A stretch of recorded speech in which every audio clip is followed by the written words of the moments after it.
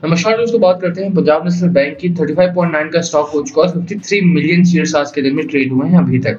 एक बुरी खबर है पंजाब नेशनल बैंक के लिए। बाकी बाजार को अगर आप देखते हैं तो बढ़िया खबर यहाँ पर है, रिकवरी बहुत अच्छी चल रही है। यहाँ पे बात करेंगे इस बारे में। साथ में पीएनबी को लेकर के जो चर्चा है लगातार स्कैम्स की तरफ बढ़ती जा रही है। पीएनबी ने एक बड़ा स्कैम भी यहाँ पर अनाउंस किया है, लगभग 2000 करोड़ के आसपास का एनपीए से।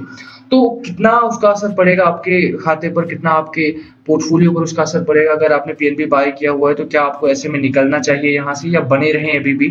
अगर आप रुकते हो यहाँ पे तो क्या लॉस होगा या फिर मुनाफा बनेगा, क्योंकि बाजार अब रिकवरी की साइड भाग रहा है। तो कैसे में रुकना चाहिए, आपको क्या टारगेट लेकर के चलना है, उसकी भी बात करेंगे यहाँ पे। साथ में चर्चा करेंगे कि बाजार की जो रिकवरी है उसके पीछे का रीजन क्या है, और भी 2-3 खबरें हैं उसके बारे में बात करेंगे। चलिए शुरू करते हैं इस वीडियो को। पर उससे पहले अगर आप चैनल पे नए हो तो प्लीज चैनल को सब्सक्राइब कर दो and hit the bell icon ताकि आपको नोटिफिकेशन मिल सके। चलिए स्टार्ट करते हैं।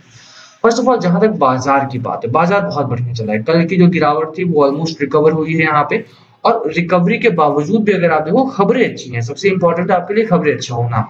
अगर आप बाजार का चार्ट देखो, बाजार में आपको वीकली पैटर्न से हट करके डेली दिखा देता हूँ एक बार, कि कल जो गिरावट हुई थी at the end of the day, क्योंकि मैंने मॉर्निंग में बाजार देखा था तो वहां पर गिरावट नहीं थी बहुत ज्यादा। बट आज के दिन अगर आप बात करो, एक न सिर्फ रिकवरी हुई है, जैसे यहाँ से एक अच्छी खासी पैटर्न भी बना है। जो कल गिरावट हुई थी वो तो रिकवर हुआ है, साथ ही बहुत अच्छी प्रॉफिटेबिलिटी का भी बाजार आया है। शॉर्ट कवरिंग और फ्रेश बाइंग यहाँ पे आज देखने को मिली। बढ़िया एक अच्छा वॉल्यूम यहाँ पे बाजार में देखने को मिला। तो मुझे लगता है कि देखो कल के जो गिरावट थी उसको रिकवर किया, फिर वहां से खरीदारी हुई और एक बड़ा रेजिस्टेंस भी यहाँ से ब्रेकआउट किया है। लोअर एंड पे अगर आप देखते हो यहाँ पे तो 16,900 16,950 के आसपास है, 16,930 के आसपास का आपका एक स्ट्रॉन्ग रेजिस्टेंस था। 16,900 का अगर रेजिस्टेंस ब्रेक हुआ है यहाँ से तो 17 के जो एक घेरे में 17 का जो एक मार्क बनता है आपका 17,000 के आसपास का, अगर उसके ऊपर निकलता है बाजार, वहां से आपके लिए एक अच्छी खुशखबरी आनी हुई दिखाई देगी। अच्छा, कौन कौन सी खबरें भी है जिसकी वजह से बाजार इतना अच्छा चला है? तो खबरें बहुत सारी हैं, एक खबर नहीं है आपके लिए। आई वुड से कि देखो मार्केट में इस समय काफी बड़ी खबरें आ रही हैं। अगर आपने मॉर्निंग से ही न्यूज़पेपर वगैरह देखा हो तो आपको पता होगा कि रशिया अब अपने जो एक तेवर थे वो नरम कर रहा है। अभी वो सरेंडर करने को बोल रहे थे पहले कि आप जितना जल्दी सरेंडर करोगे वॉर उतनी जल्दी रुकेगा, बट रशिया अपनी जो शर्तें हैं उसको थोड़ा नॉर्मलाइज कर रहा है। रशिया ने भी बोला कि सरेंडर करने की जरूरत नहीं है, बट हाँ कुछ हार्श शर्तें अभी भी हैं। दूसरी बड़ी खबर आपके लिए ये भी है कि जो बाइडेन साहब जो है वो अपना पहला विजिट यूरोप में करने जा रहे हैं after since the invasion of Ukraine. तो नाटो के साथ वो डिस्कस करेंगे क्राइसिस के बारे में। अभी बड़ी समस्या ये है कि आप देखो कि जो यूएस है डायरेक्टली वो हेल्प नहीं कर रहा है, बट इनडायरेक्टली वो बहुत मदद कर रहा है यूक्रेन की।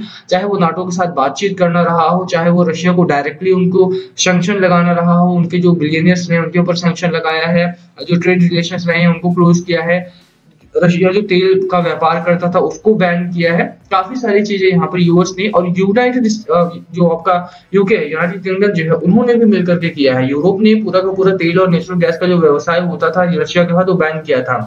तो मुझे लगता है कहीं ना कहीं ये चीजें हैं जो रशिया को पीछे धकेल सकती हैं। इस समय सुनने में यही आ रहा है कि रशिया चाइना के पास जा रहा है to ask for the arms, but वो अगर खबर सच हो जाती है, हालांकि चाइना भले ही कितना ही करप्ट हो, मुझे लगता है कि इस मामले में वो थोड़ा सा पीछे रहेगा, क्योंकि जब सभी की आंखें उसके ऊपर है तो वो थोड़ा सा डायरेक्टली तो मुझे लगता है कि इतना मदद नहीं करने वाला है। बट स्टिल लेट्स सी क्या होता है क्या नहीं। अभी के लिए वॉर पे नॉर्मलाइजेशन आ रहा है, कंक्लूड बहुत जल्दी हो सकता है, तो एक अच्छी खबर आपके लिए वहां से भी है।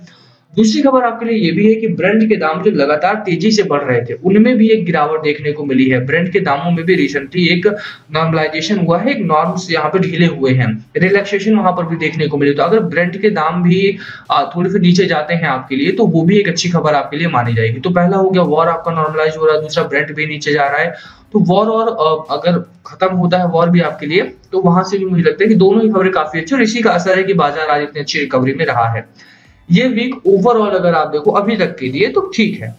एक अच्छा सपोर्ट लेवल आपके लिए बना हुआ है 16,500 के आसपास का, अभी इंटैक्ट है आपके लिए। ये अपर एंड पे अगर आप बात करो 17,150 में वॉच आउट कर रहा हूँ कि 17,150 अगर ये निकलता है ऊपर की साइड को तो आई वुड से कि देखो मार्केट बढ़िया चला है, अब खरीदारी करने का एक अच्छा समय है। और पीएनबी जैसे स्टॉक्स में आई वुड से कि बिल्कुल यहाँ पे बाय करके चलो, ठीक है।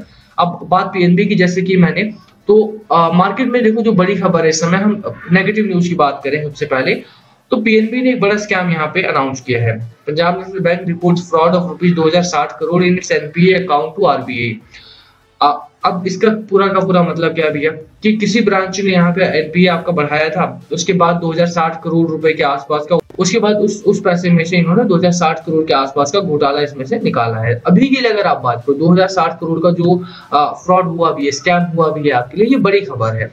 बट इतनी बड़ी खबर नहीं है कि दैट इट कैन बच द मार्केट। ठीक है, तो अगर मार्केट में आपने निवेश इसमें किया हुआ है तो आई वुड नॉट से कि आप यहाँ से एग्जिट करो जस्ट बिकॉज कि यहाँ पर कुछ लॉस हुआ है, कुछ रेवेन्यू में गड़बड़ी हुई है या एनपीए में कुछ गड़बड़ी हुई है। बने रहो, देखो बाजार में पीएनबी जैसे स्टॉक में रिकवरी आने में समय नहीं लगेगा। ये शॉर्ट टर्म का मैनिपुलेशन भी कहते हैं इसे। ठीक है, कि अभी बाजार जब रिकवरी में है, 84 रुपीज का बुक वैल्यू इस कंपनी का, पीएनबी का, और यहाँ पे अगर आप निकलते हो, फ्रेश बाइंग करनी है या नहीं करनी है, that's totally your decision.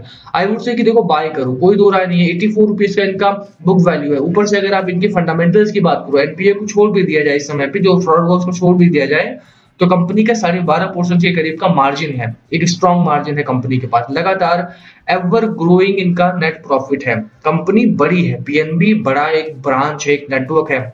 Second largest PSU bank हुआ करता था, अभी थर्ड लार्जेस्ट है, फोर्थ लार्जेस्ट है, but it's still a big bank. इनके पास कस्टमर बेस है, इनके पास बहुत सारी ब्रांचेज है, एक नेटवर्क है इनके पास वर्ल्ड वाइड, सिर्फ इंडिया में ही नहीं। तो मुझे लगता है कि अगर 20-30 रुपए का स्टॉक आपको मिल रहा है, 2060 करोड़ का अगर फ्रॉड हुआ है, वो बहुत जल्द रिकवर होगा। इसके ऊपर जब तक पूरी तरह से क्लैरिफिकेशन नहीं आ जाता है कि आगे क्या स्टेप लिया जा रहा है, तब तक के लिए कम से कम आप बेचो मत इस स्टॉक को। ठीक है, बने रहो, अच्छी कंपनी है, आपको बहुत तगड़ा मुनाफा मिलेगा। रिसेंटली अगर आप बात करो, मोतीलाल ओसवाल ने पैसा लगाया था, मैंने आपको इन्फॉर्म किया कि पीएनबी में बड़ी खरीदारी वहां पे हुई। मोतीलाल ओसवाल का टारगेट भी है 62 रुपीज के आसपास का।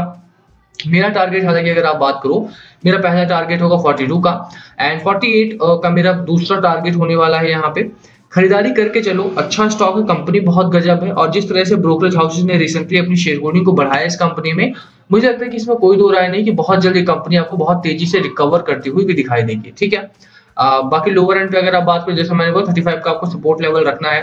पहला टारगेट 42 का होगा आपका, and second target would be around 48 का। लोअर एंड पे अगर आप टेक्निकल पैटर्न की बात करो, आरएसआई 43 पॉइंट्स का है, मैकडी अभी भी आपका न्यूट्रल टू बेरिश मोमेंटम में है। तो कोई बहुत बड़ी रैली की उम्मीद मैं कल से ही नहीं कर रहा हूं, बट ये जैसे जैसे मार्केट आपका रिकवरी की ओर जाएगा, जैसे जैसे निफ्टी 50 आपका 17,150 के ऊपर निकलना स्टार्ट होगा, और वो बहुत जल्द होगा, एकदम से नहीं। जैसे देखो अभी आप जो बाइडेन साहब निकलते हैं, तो मुझे लगता है कि नाटो कुछ काम करेगा, रशिया बैक डाउन करता है, अगर कुछ सेटलमेंट वहां पर होना चाहिए। उसके बाद ब्रेंट के दामों में भी गिरावट वहां से होगी, इन्फ्लेशन आपका कंट्रोल होगा, तो उस हिसाब से फिर हमारी भी चीजें चलेंगी। अभी के लिए बने रहो बाजार में, पीएनबी में खरीदारी करके चलो। जहां तक अगर आपने ऑलरेडी बाय किया हुआ है, ये एवरेज करने के लिए आपके लिए बेहतर समय है, बिल्कुल आप एवरेजिंग के लिए जा सकते हो। तो एक क्रूशियल डेटा अभी भी आपके लिए नेगेटिविटी में रह जाता है। एकमात्र डेटा जो बाजार में नेगेटिव है वो है एफआईआई का डेटा। 1250 करोड़ की बिकवाली इन्होंने 15 मार्च को की है, निकल के दिन में at the end of the day, और इसी वजह से बाजार आपका नीचे भी गया था। तो कहीं ना कहीं आप थोड़ा सा यहाँ पे सब्र करो, थोड़ा सा बने रहो बाजार में, बहुत जल्दी में एग्जिट मत करो, बहुत जल्दी में खरीदारी मत करो, बट यस आप कंसीडर कर सकते हो इस स्टॉक को। बाय करो। 48 का पहला टारगेट, 62 का मोतीलाल ओसवाल का टारगेट है, आपका यहाँ बिल्कुल पैसा बनेगा। खरीदारी करने की मेरी सलाह रहेगी आपको। बाकी लास्ट कॉल मस्ट बी क्या आपकी स्ट्रैटेजी स्टॉक को लेकर प्लीज कमेंट करके शेयर करना। वीडियो को यहीं खत्म करते हैं, पसंद आए हो तो लाइक करना, चैनल पे नए हो तो सब्सक्राइब किए बिना मत जाना। Thank you for watching, and please comment अगर पूछना हो तो। Thank you.